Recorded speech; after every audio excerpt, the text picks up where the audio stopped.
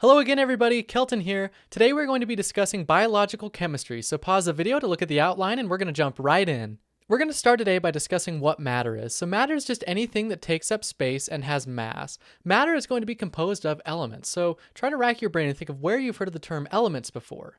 And great, I think everybody probably remembers the periodic table of elements, which lists all of our elements. So what an element is then is just a substance with specific chemical and physical properties.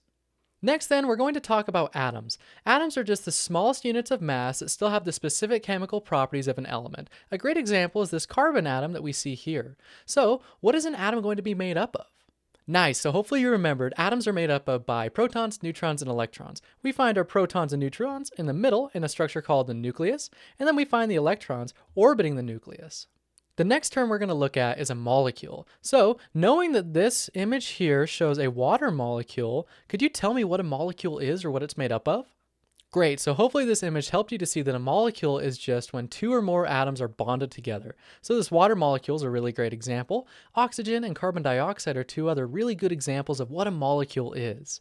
Organic molecules are simply just molecules that contain carbon. In our image on the right, we see that we have an organic molecule because we have our carbons here, here, here, here, and here, all linked together in a big chain.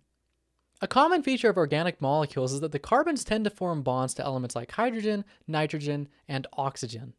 Diving deeper into molecules, take a second and try to break down this term intramolecular force. See if you can figure out what that term intra might mean.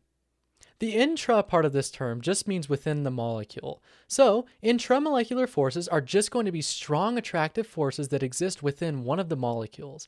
Can you think of any examples of these? Some really great examples of intramolecular forces are ionic bonding and covalent bonding.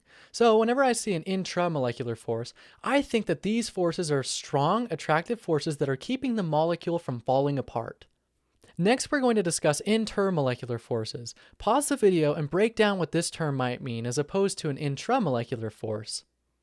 Breaking down the names of these two terms really helps us to see the differences. So an intermolecular force is going to mean that it's a force between two different molecules.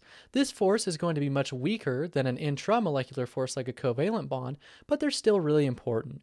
Intermolecular forces help us determine physical properties like melting point, boiling point, and solubility.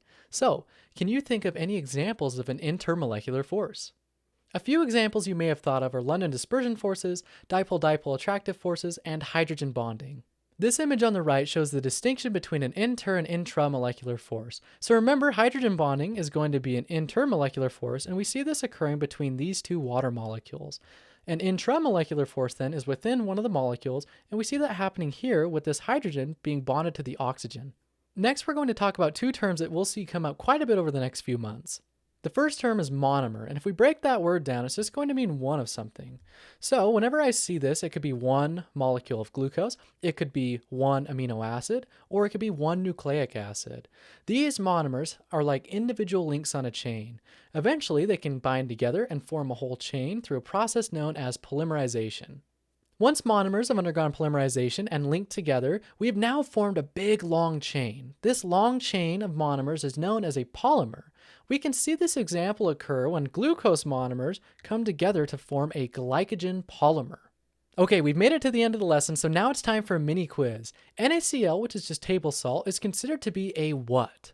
Sodium chloride consists of two different elements, sodium and chloride on the periodic table, so A is going to be incorrect. We learned that an atom is the smallest unit of matter that retains the chemical properties of an element, and we see that there's two elements here, so B is also incorrect. An organic molecule is a molecule that contained carbon. Sodium chloride doesn't contain any carbon, so we can cross off D as well.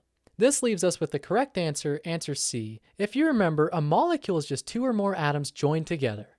That concludes the biological chemistry section. Let's do a few quick review questions to see what you learned today. What is the smallest unit of matter that retains the properties of an element?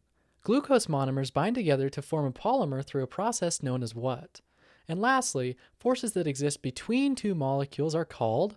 If you were able to answer these questions, you're well on your way to success. Everybody have fun studying, and I will see you guys in the next one.